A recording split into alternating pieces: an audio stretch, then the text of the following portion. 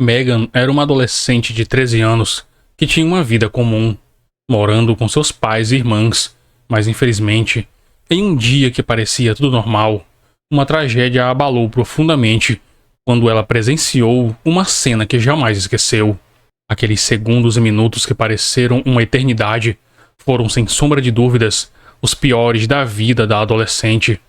Sua mãe agonizante era atacada por alguém que ela acolheu em sua própria casa, e Megan jamais imaginou que a generosidade e amor de sua mãe seriam recompensados com a pior das traições.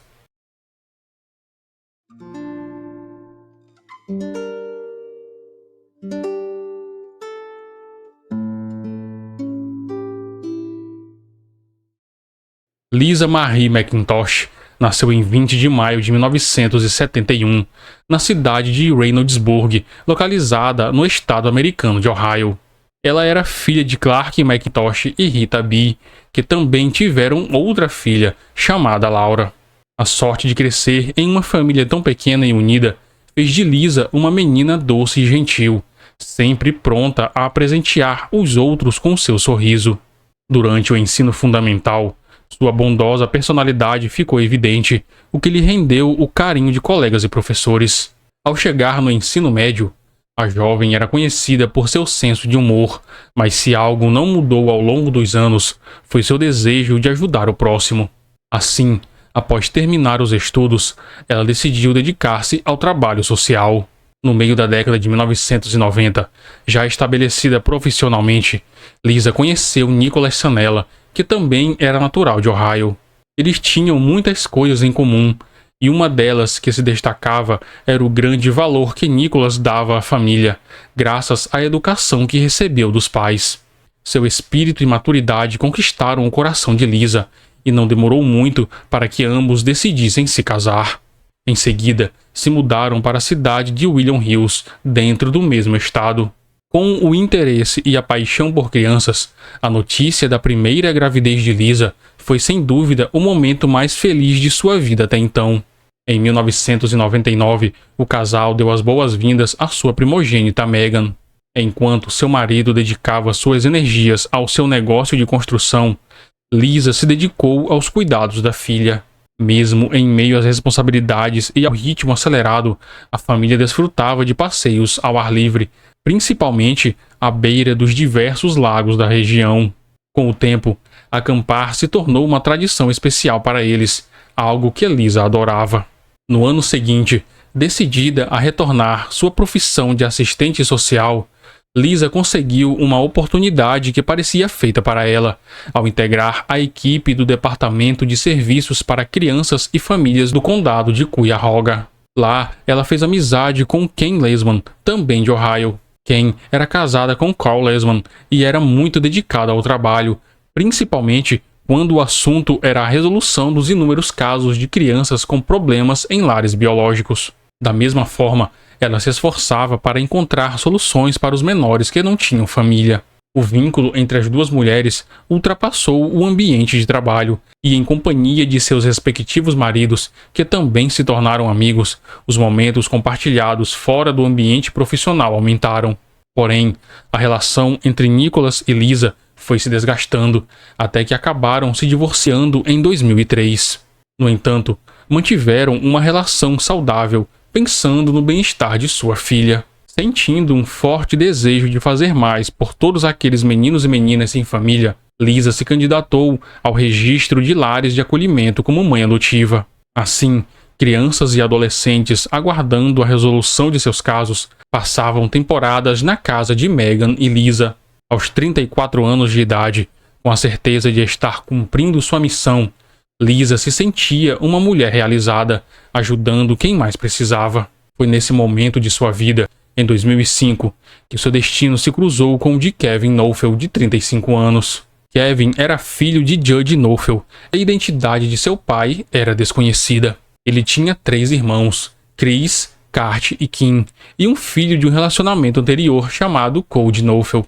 Kevin era solteiro na época e havia trabalhado em diversas áreas profissionais, desde técnico médico em emergências até motorista de ônibus escolar. Quando conheceu Lisa, ele ganhava vida como caminhoneiro em uma empresa de alimentos em Ohio, um trabalho bem remunerado, mas que não lhe permitia muito tempo para socializar. Foi por isso que ele não perdeu tempo para convidar Lisa para sair em um encontro. Ela ficou lisonjeada com o gesto do homem atraente e acabou aceitando, mas temendo que a noite não fosse como esperava, pediu para que sua amiga Ken e seu marido os acompanhassem. Para a surpresa de todos, Kevin se mostrou um homem muito gentil e galante, de modo que antes que o jantar terminasse, a amiga de Lisa já dava por certo que ela havia encontrado alguém especial. Kevin, por sua vez, contou mais tarde a sua irmã Chris que havia conhecido uma jovem que realmente lhe agradava e estava apaixonado por ela. Após um ano de namoro, Lisa e Kevin se casaram e compraram uma casa. Além disso, contrataram diversas apólices de seguro que somavam um total de $750 mil para garantir o futuro da família. Em 2009, o casal teve sua primeira filha juntos, uma menina que chamaram de Hayley. Por um momento, Lisa não conseguia acreditar que a vida lhe desse tantas alegrias de formas diferentes. Enquanto construía uma nova família, ela continuou a oferecer seu lar como lugar de acolhimento para menores, até que em julho de 2011 lhe foi designada uma adolescente chamada Sabrina Zunick, cuja história a comoveu profundamente. Nascida em 27 de outubro de 1994, na cidade de Cleveland, a jovem havia sido a única filha do relacionamento entre Mark Sun e Susan Edwards. Como poderia se esperar de uma menor de idade em suas circunstâncias, a infância de Sabrina foi tudo menos fácil. Sua mãe Susan tinha uma longa ficha por acusações de roubo e seu pai sofria de esquizofrenia paranoide. Ele também havia ganhado má fama entre a polícia local por vender substâncias ilícitas. Contrariando o que se poderia pensar, a chegada de sua filha não os motivou a parar com suas atividades ilegais. Muito pelo contrário, ambos continuaram a acumular acusações e ao mesmo tempo se afundavam em um abismo de sérias dependências químicas. Em busca de ajuda para cuidar da pequena Sabrina, o casal recorria à mãe de Mark, cujo nome não foi divulgado. Em fevereiro de 1996, quando a menina tinha 2 anos, seu pai foi preso novamente, desta vez por agredir sua esposa. Após sua libertação, a mãe de Mark recomendou que ele procurasse ajuda profissional para tratar sua condição mental, mas ele se recusou e continuou em sua espiral decadente. Como Susan também não assumiu a responsabilidade de cuidar da filha, a pequena foi colocada sob os cuidados de sua avó paterna. 2 anos mais tarde, Sabrina foi diagnosticada com transtorno de déficit de atenção e hiperatividade. Naquela época, relacionar-se com crianças de sua idade era uma verdadeira batalha para ela. Já na adolescência, seus problemas de comportamento eram causa de frequentes advertências da direção da escola, enquanto seu desempenho acadêmico era muito baixo. À medida que Sabrina continuou a lutar para conectar-se com seus colegas, ela frequentemente se envolvia em brigas com alguns deles. Em seu lar, o cenário era igualmente desanimador, pois a jovem começou a roubar dinheiro de sua avó para comprar drogas, e essa foi a gota d'água. A avó alertou o sistema de cuidados de crianças em situação vulnerável e, alegando doença, disse que era impossível continuar cuidando de sua neta. Como consequência, aos 14 anos, Sabrina foi entregue ao sistema estadual, o que significou sua transferência para um abrigo específico nos arredores da cidade. Durante os anos seguintes, a jovem foi de um lugar para o outro, todos do mesmo estilo, sempre almejando a estabilidade de uma família. Foi nesse momento que ela foi diagnosticada com transtorno opositor desafiador, bipolaridade, ansiedade e depressão. Só um parênteses para tentar explicar o que é esse transtorno opositor desafiador, conhecido como TOD. Eu encontrei a seguinte definição no site do Dr. Drauzio Varela. O TOD é um distúrbio que ocorre na infância e adolescência e provoca sintomas como comportamento desafiador e impulsivo, dificuldade de lidar com frustrações, teimosia, entre outros. Ele geralmente surge antes dos 8 anos de idade, mas também pode ser diagnosticado em crianças mais velhas ou adolescentes. O TOD é caracterizado por um padrão persistente de comportamento desafiador, que é mais severo, frequente e duradouro do que o comportamento observado na maioria das crianças na mesma faixa etária. O diagnóstico é baseado em uma avaliação cuidadosa da história do comportamento da criança, que inclui informações sobre a duração e agressividade do comportamento desafiador, bem como as circunstâncias em que se ocorre. Essa foi a primeira vez que eu ouvi falar nesse distúrbio, e acredito que para a maioria de vocês também seja. Por isso eu resolvi pesquisar sobre ele para tentar entender um pouco.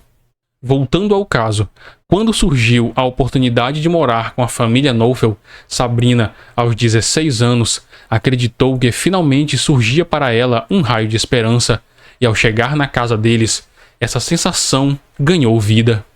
Ela foi recebida de braços abertos como mais um membro da família, com o quarto independente e cercada de afeto. A jovem se sentiu acolhida por todos e rapidamente ficou à vontade, compartilhando horas de jogos com Megan ou cuidando da pequena Hayley, por quem parecia ter desenvolvido um certo instinto maternal. Após 5 meses vivendo com a família, Sabrina finalmente obteve boas notas na escola, e isso era um feito inédito. Mas ao mesmo tempo, ela começou a sentir ciúmes de Megan e Hayley, pois no fundo considerava que seus pais adotivos as preferiam. Em consequência disso, as brigas com Lisa se tornaram frequentes. Kevin, por sua vez, sempre procurava acalmar a situação, mesmo que suas longas viagens como caminhoneiro o mantivessem em certa medida afastado da família. Quando voltava para casa, ele tentava entender o que estava acontecendo e buscar uma forma pacífica de resolver o problema. Sabrina sempre buscava o apoio dele quando Kevin estava em casa. Sem esquecer o difícil passado da menina, o casal resolveu tomar medidas para fazê-la se sentir mais incluída. No entanto, houve uma reviravolta inesperada e sombria. Longe dos olhos de todos, pouco a pouco, a relação entre Kevin e Sabrina ultrapassou o típico vínculo entre padrasto e enteada, e na primavera de 2012, eles começaram um romance escondido. Durante suas viagens, Kevin pagava Sabrina para que ela lhe enviasse fotos explícitas. Quando estava em casa, ele sempre dava mais atenção a ela, e quando a oportunidade era favorável, eles saíam juntos dando alguma desculpa inocente. Na intimidade, não faltavam provocações em relação a Lisa, por confiar nas supostas nobres intenções do marido em relação à filha adotiva. Com o passar do tempo, Lisa começou a exigir do marido mais atenção para suas próprias filhas, o que acabou gerando conflito entre eles. As discussões se tornaram tão intensas que ela considerou seriamente a probabilidade de pedir o divórcio. Por sua vez, sem a intenção de perder Sabrina, que estava sob a tutela de Lisa, Kevin entrou em contato com a assistente social da jovem, Nicole Corbett, para explorar a probabilidade de ficar com ela caso a separação com sua esposa se concretizasse. Quando o outono chegou, Kevin tinha a rotina de acordar cedo para levar Sabrina para a escola. Durante o trajeto, enquanto falava sobre o possível divórcio, ele planejava um futuro em que eles dois poderiam viver livremente como um casal. E essa era uma ideia que emocionava a garota. As conversas entre eles dois começaram de forma inocente, mas acabaram tomando um caminho sombrio. Em certa ocasião, Kevin revelou que, devido às apólices de seguro, Lisa valia mais morta do que viva, pois aquele dinheiro seria seu passaporte para uma vida confortável. Daquele momento em diante, o homem não cessou em suas tentativas de manipular Sabrina para assassinar sua esposa, a mãe adotiva dela. Ele dava instruções para simular um roubo e outras tentativas para usar uma arma branca quando fosse cometer o crime. Quando questionava sobre o risco de ser pega, Kevin assegurou que, por ser menor de idade e levando em consideração seus antecedentes mentais, a provável condenação seria leve. Ele também disse que ela deveria fingir que não lembrava de nada do ocorrido. Além disso, prometeu que com o dinheiro que supostamente obteria, o primeiro passo seria comprar uma casa onde Sabrina poderia cuidar de Hayley como se fosse sua própria filha. Sabrina já havia assumido o plano por completo, e julgando que precisavam de mais uma pessoa para ajudar na execução, Ela resolveu falar com Anton Pavlik, uma colega de classe com quem ela mantinha uma certa amizade. Ela poderia indicar alguém para ajudar. Durante um encontro que tiveram no carro de Kevin, eles pediram à garota que o ajudassem a encontrar alguém para eliminar Lisa. A moça ficou perplexa com o que ouviu. Ela não imaginava que a conversa para a qual sua colega de classe a chamou para participar envolvia um plano de assassinato. Enquanto eles falavam, ela tentou se esquivar da conversa sem dar a ajuda que eles precisavam. Poucos dias depois, a adolescente e sua família se mudaram para a Califórnia. Isso não desanimou Sabrina, que durante esse tempo se ocupou em pensar e planejar outros assuntos relacionados ao seu futuro.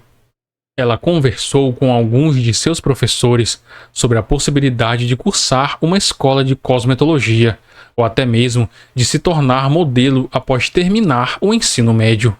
A garota parecia bem animada com todas essas possibilidades, e os professores, que sempre a haviam reclusa, ficaram felizes com essa mudança e não sabiam o real motivo por trás de tudo. Em 27 de outubro de 2012, quando completou 18 anos, Sabrina não se esqueceu que isso também significava que ela deveria deixar o sistema de cuidado de acolhimento e, consequentemente, deixar a casa de Lisa e Kevin. Determinada em não perder aquele que ela considerava seu grande amor, logo depois, sob o argumento de concluir o ensino médio, ela apresentou um pedido ao tribunal para prolongar sua estadia no lar de acolhimento. Surpreendentemente, a solicitação foi aceita e ela teve autorização para passar mais alguns meses morando com a família. Em 15 de novembro, enquanto Kevin a levava para a escola, ele parou o carro à beira da estrada e, entre lágrimas, confessou que estava à beira de tirar a própria vida devido a uma briga recente que teve com Lisa. Esse foi o impulso para que Sabrina fizesse a promessa que ele tanto esperava. Eu mesma me encarregarei de levar nosso plano adiante, disse ela. Com uma expressão aliviada em seu rosto, Kevin lhe deu instruções de como agir. Ela deveria esconder o rosto com uma máscara e fazer com que parecesse um roubo. 2 horas mais tarde, ele partiu para cumprir uma de suas rotas de trabalho. Ao cair daquela noite, todos se preparavam para dormir. Megan foi para seu quarto, enquanto Lisa e a pequena Hayley se retiraram para o quarto principal. Ao mesmo tempo, Sabrina, que estava em seu quarto, se comunicava com Kevin por mensagens de texto. Passada a meia-noite, Sabrina saiu de seu quarto, foi para a cozinha e pegou uma faca. Então, com cautela, ela foi até o quarto do casal e escondeu a pequena Hayley no armário. Quando Lisa acordou, confusa no meio da escuridão, acreditou ter visto Megan. Mas antes que ela pudesse dizer uma palavra, Sabrina a atacou sem piedade. Os gritos desesperados e aterradores acordaram Megan, e ela correu em direção ao local de onde vinha todo aquele barulho. Chegando próximo ao quarto da mãe, os gritos de súplica aumentaram, e com as mãos trêmulas, Megan rapidamente pegou o telefone e discou um número dos serviços de emergência. Quando criou coragem para ver o que estava acontecendo no quarto de sua mãe, Megan, aos 13 anos, se deparou com a pior cena que viu em toda a sua vida. A sua irmã adotiva, que tinha sido acolhida com todo amor e carinho, estava atacando sua mãe com uma faca. Por mais que Lisa gritasse por piedade, o ataque desenfreado continuou até que ela perdeu sua vida pouco tempo depois.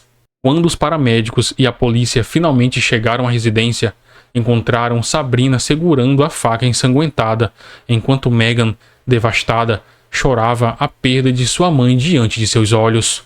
Felizmente, eles conseguiram resgatar a pequena Hayley, salva do interior do armário, onde ela havia permanecido aterrorizada com os gritos de sua mãe.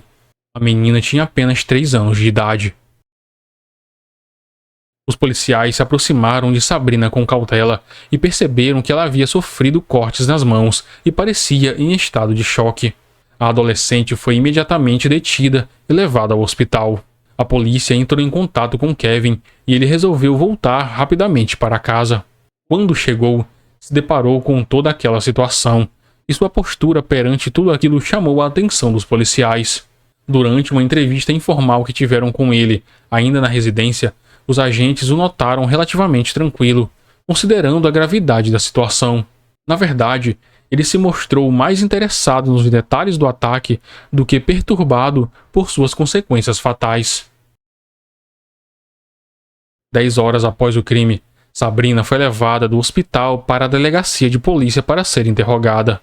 Após a leitura de seus direitos, os detetives Ronald Parmertor e James Vitale informaram que ela era suspeita de homicídio. Então ela contou a eles que havia ido até o quarto de Lisa com a intenção de pegar um comprimido para dor de cabeça, mas de repente teve um bloqueio mental. O detetive James fez várias perguntas sobre o que aconteceu depois.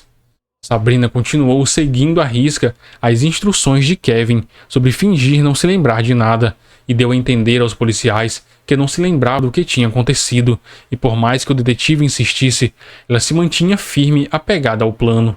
Ronald então optou por outra estratégia de interrogatório e decidiu investigar sua relação com Lisa. Sabrina também fingiu não saber o que tinha acontecido com sua mãe adotiva. Quando ficou claro que o interrogatório não forneceria mais informações, os detetives decidiram se concentrar em decifrar as possíveis motivações que a levaram a cometer o crime. Consequentemente, Sabrina ficou sob custódia preventiva na cadeia do condado de Lake. Enquanto isso, foram revelados detalhes do relatório do legista Dr. Joseph Fellow, que registrou que a vítima havia sofrido um total de 178 ferimentos, todos causados por arma branca. As lesões eram perceptíveis na cabeça, pescoço, tronco e membros. Da mesma forma, os múltiplos ferimentos defensivos que o corpo apresentava sugeriram que Lisa havia feito todo o possível para se salvar. Também era evidente que a arma havia sido girada em seu interior durante o ataque. O nível de violência foi tão grande que a lâmina da faca chegou a entortar. No sábado, 17 de novembro de 2012, quando familiares e amigos se aproximaram para oferecer apoio a Kevin e a Megan, eles perceberam que ele agia de maneira estranha e distante. Na verdade, ele estava em pânico, com medo de que Sabrina o tivesse denunciado, ou que simplesmente algo no plano tivesse dado errado. Algumas horas depois, ele tentou visitá-la na prisão, mas as autoridades negaram o acesso. Esse fato o enfureceu, e esse comportamento o colocou na mira dos detetives. Alguns dias depois, após o funeral de sua esposa, Kevin entrou em contato com as seguradoras e começou a receber os valores das apólices de seguro. Em seguida, pagou a hipoteca de sua casa, comprou carros novos e adquiriu uma propriedade na Flórida. Além disso, decidiu fazer aulas de pilotagem.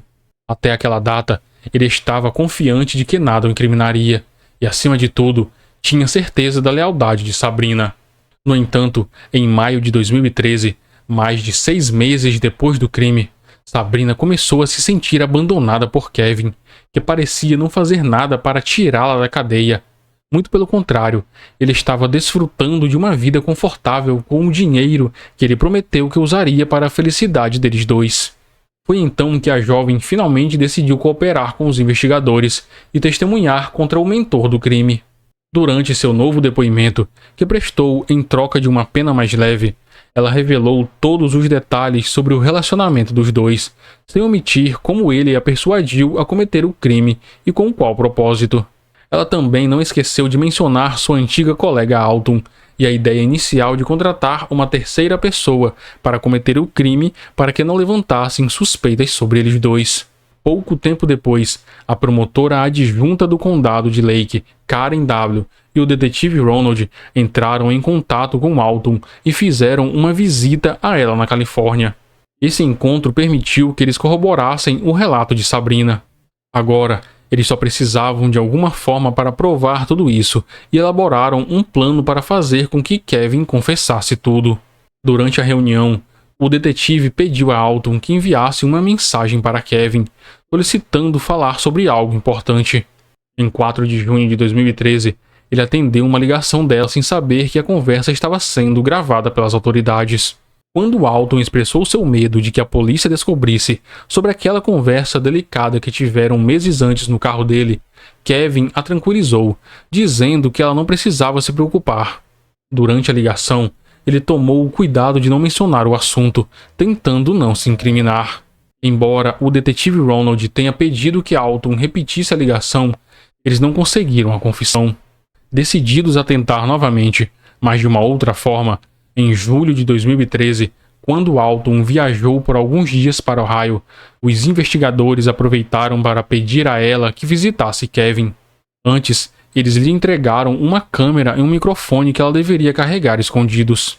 Durante o encontro, ela voltou a insistir no assunto e tentou de todas as formas obter alguma informação que o incriminasse, mas ele se mostrou mais ágil e desconfiado do que todos pensavam. Kevin respondeu com evasivas e respostas curtas, embora tenha insinuado estar ciente do plano do crime. Ele também disse que havia detalhes que apenas Alton e Sabrina haviam discutido, livrando-se assim de responsabilidades.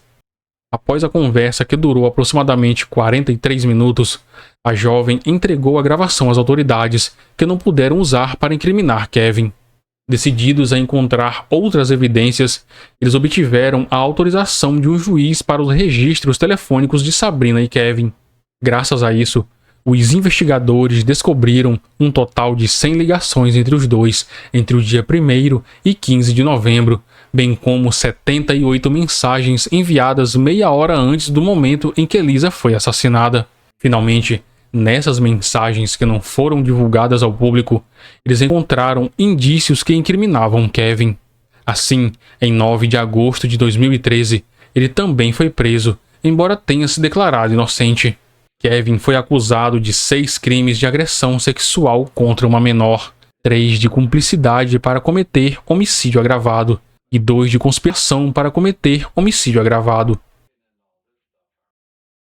O julgamento contra ele teve início em 29 de maio de 2014, e durante sua apresentação inicial, o promotor John O'Donnell apresentou ao júri evidências que sugeriram que o réu havia exercido grande influência sobre Sabrina para que ela cometesse o crime, com o agravante de que tudo isso ocorreu enquanto ele mantinha um relacionamento inadequado com a menor.